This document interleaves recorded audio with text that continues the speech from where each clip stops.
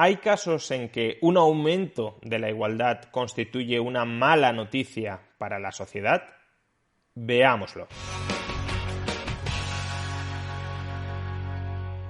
¿Es siempre positivo que se reduzca la desigualdad y que por tanto aumente la igualdad? Muchas personas están tentadas a contestar a esta pregunta que sí, que siempre es positivo que haya un incremento de la igualdad y de la misma manera siempre es negativo que se incremente la desigualdad. Sin embargo, en ocasiones puede ser negativo que aumente la igualdad y en otras puede ser positivo que aumente la desigualdad. En particular, cuando estemos ante un cambio en la distribución de los ingresos que sea Pareto superior, ese cambio será positivo, aumente la igualdad o aumente la desigualdad. Por el contrario, cuando el cambio en la distribución de los ingresos sea Pareto inferior, ese cambio será negativo, por mucho que aumente la igualdad o por mucho que aumente la desigualdad. ¿Y qué es Pareto superior o Pareto inferior? Una distribución de los ingresos es Pareto superior con respecto a otra si hay algunas personas que mejoran sin que otras empeoren, y una distribución de los ingresos es Pareto inferior con respecto a otra si algunas personas empeoran sin que nadie mejore. Desde esta perspectiva podemos decir que hay buenas formas de aumentar la igualdad, por ejemplo, cuando se reduce la pobreza sin que al mismo tiempo se estén empobreciendo las rentas medias o las rentas altas de una sociedad, pero también desde esa perspectiva habrá buenos aumentos de la desigualdad, por ejemplo, cuando aumentan las rentas medias o las rentas altas sin que al mismo tiempo se reduzcan las rentas bajas. Hay gente que sale ganando sin que otra salga perdiendo. Similarmente, también podemos decir que hay malas maneras de que aumente la desigualdad, por ejemplo, cuando se empobrecen los más pobres sin que al mismo tiempo nadie más esté mejorando dentro de la sociedad, y asimismo podemos decir que hay malas maneras de que aumente la igualdad, por ejemplo, cuando las rentas medias o las rentas altas se empobrecen sin que los más pobres estén al mismo tiempo enriqueciendo. A los únicos a los que les puede molestar que las rentas altas mejoren sin que las rentas bajas empeoren es a aquellas personas que tengan unas fuertes preferencias igualitaristas.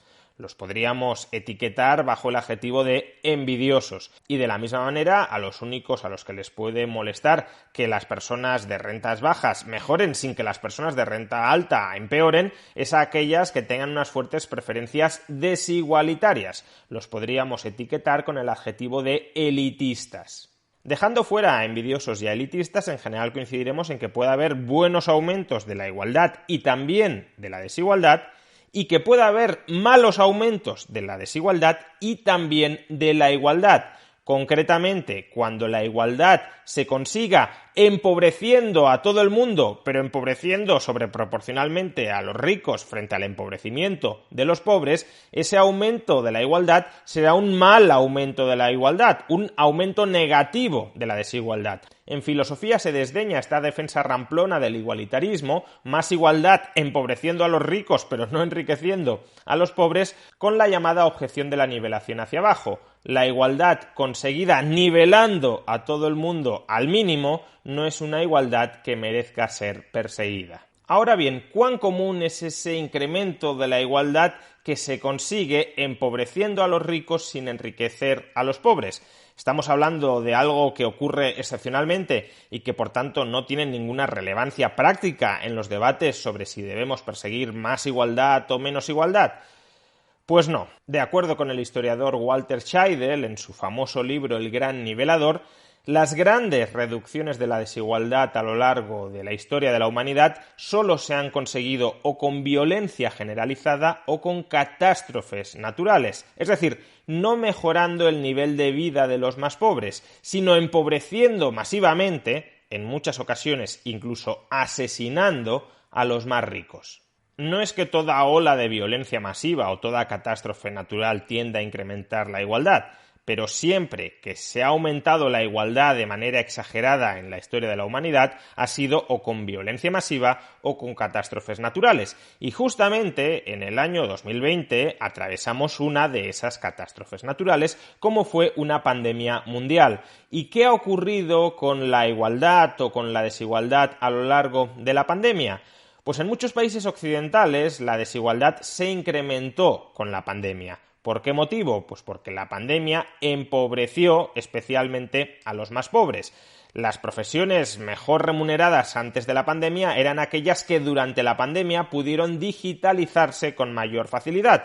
Por tanto, las rentas altas en Occidente no experimentaron un gran perjuicio durante la pandemia. En cambio, las rentas bajas, que ocupaban profesiones no digitalizables, fueron las más perjudicadas, repito, en Occidente durante la pandemia. Aquí tenemos, por tanto, un ejemplo de un mal aumento de la desigualdad. Aumenta la desigualdad no porque los ricos se enriquezcan sin que nadie se empobrezca. Aumenta la desigualdad porque los pobres se han empobrecido sin que nadie más en la sociedad se esté enriqueciendo.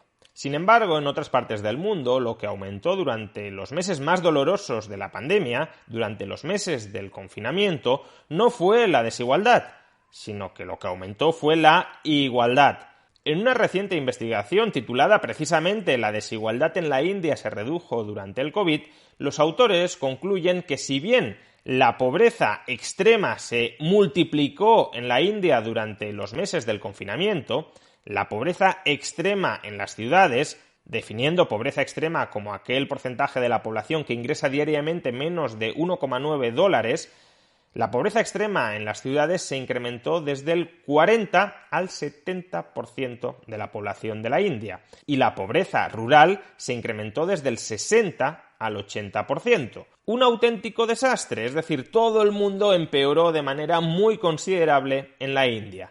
Sin embargo, durante esos mismos meses, durante esa misma época tan gravosa, tan pauperizadora de la India, la igualdad se incrementó.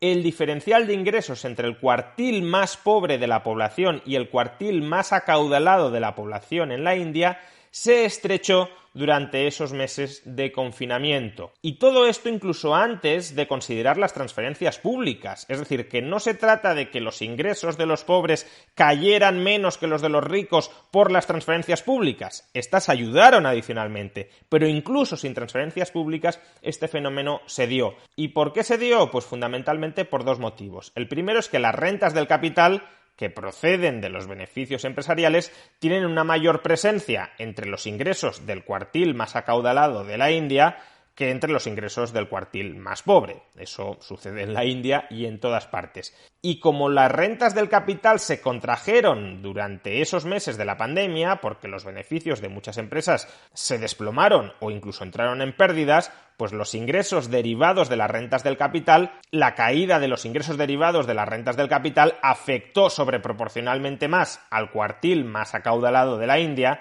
que al cuartil más pobre de la India. Y en segundo lugar, porque los ingresos salariales del cuartil más acaudalado de la India también cayeron proporcionalmente más que los ingresos del cuartil más pobre. ¿Por qué? Pues porque los ingresos salariales del cuartil más acaudalado proceden en un mayor porcentaje del sector servicios, mientras que los del cuartil más pobre proceden del sector primario, de la agricultura. Y durante los meses de confinamiento, el gasto en el sector servicios se contrajo mucho más que el gasto en agricultura. Y por tanto, los salarios medios por hora cayeron más en el cuartil más acaudalado que en el cuartil más pobre. El empleo cayó más en el cuartil más pobre que en el cuartil más acaudalado, pero los ingresos salariales por hora, como consecuencia de la contracción brutal del gasto en servicios, se redujeron más entre los ricos que entre los pobres. Aquí tenemos, pues, un ejemplo cercano de cómo ciertos aumentos de la igualdad pueden ser muy malas noticias. En la India bajó la igualdad, pero no porque mejorara la situación de nadie, sino porque la situación de las rentas altas empeoró más de lo que también empeoró la situación de las rentas bajas. Por consiguiente, no solo puede haber aumentos de la desigualdad que sean positivos, también puede haber aumentos de la igualdad que sean tremendamente negativos.